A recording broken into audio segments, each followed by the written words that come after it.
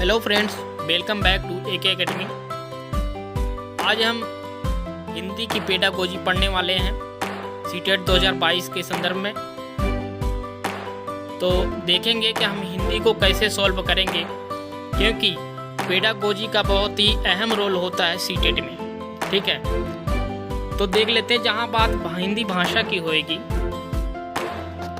जिस प्रश्न में ऐसे विकल्प मिलते हैं वह विकल्प सकारात्मक या पॉजिटिव होंगे, तो उस विकल्प का चयन करना है हमें। जहाँ बात भाषा की हो रही, भाषा नियमबद्ध व्यवस्था है, व्यवहारिक होती है भाषा, कुशल होती है भाषा, और विभिन्न संदर्भों में भाषा का प्रयोग किया जाता है।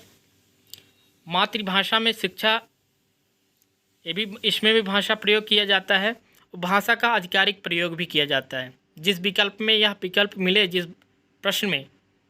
प्रश्न में यह विकल्प मिले, वही विकल्प सही होगा। भाषा अर्जन देख लेते हैं। भाषा अर्जन स्वाभाविक होता है, यानी भाषा अर्जन सिखाया नहीं जाता, यह अनुकरण के माध्यम से सीखा जाता है। यह अपनी मातृभाषा में सीखा जाता है। यह सहज होता है, हम इसे सरल तरीके से सीख सकते हैं, यानी बिना किसी के सिखाए गए भाषा को जो हम स्वतः सीखते हैं वह भाषा अर्जन होता है। बिना सिखाए अगर हम सीखते हैं तो वह भाषा अर्जन होता है। जिस प्रश्न में ऐसे विकल्प दिखाई दें भाषा अर्जन के संदर्भ में, तो अर्थ ग्रहण स्वाभाविक होती है भाषा अर्जन, सहज होती है भाषा अर्जन, अनुकरण के माध्यम से होती है भाषा अर्जन, और अपनी मातृभाषा में होती है भाषा अर्जन। भाषा अधिगम देख लेते हैं। भाषा अधिगम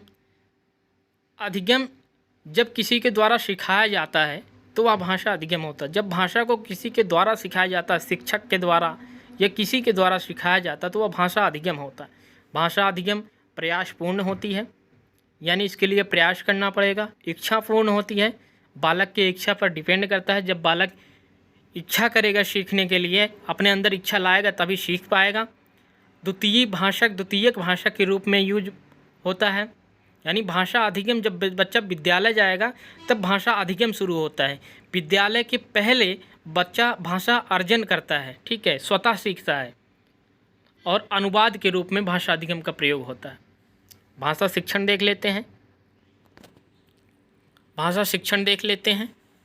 भाषा सीखना, प्रयोग, रचनात्मकता, मौलिकता, ठीक है, ये भाषा शिक्षण है।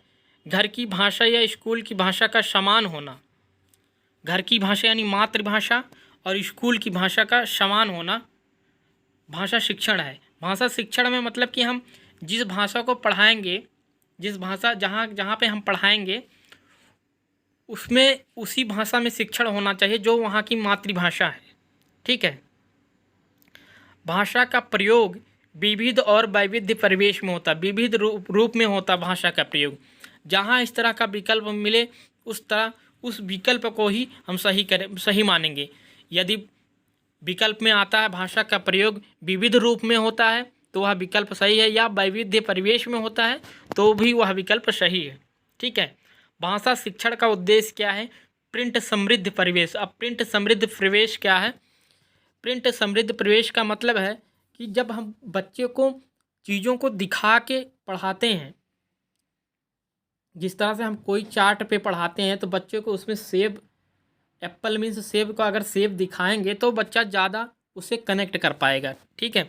तो यही है श्रव्य दृश्य सामग्री, समझ लीजिए, प्रिंट समृद्ध परिवेश होता है। ठीक है, जिसे हम बच्चे को दिखाकर पढ़ा सकें वह प्रिंट समृद्ध परिवेश होता है। और 7वां पॉइंट है स्पष्ट व आत्मविश्वास के साथ भाषा का प्रयोग। ठीक है।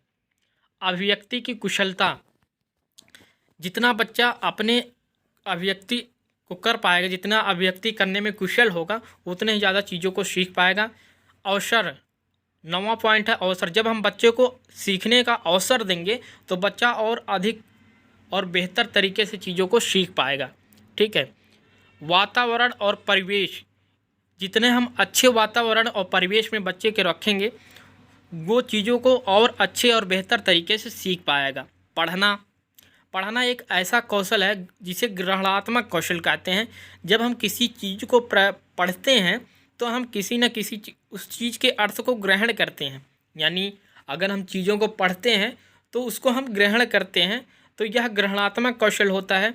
और जब हम लिखते हैं या बोलते हैं किसी चीज़ को, वह अभिव्यक्तात्मक कौशल होता है। यानी हम अपने भावनाओं और विचारों की अभिव्यक्ति करते हैं किसी के सामने।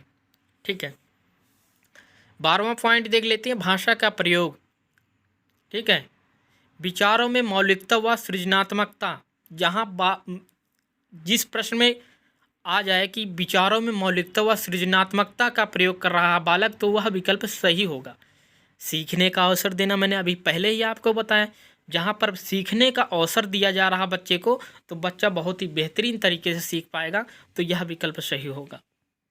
भाषा कौशल क्या है? Listening, speaking, reading, writing. ठीक है, यह अंतः संबंधित कौशल है। कैसा कौशल है? यह कौशल सुनना, बोलना, लिखना, पढ़ना, यह क्या है? अंतः संबंधित कौशल है।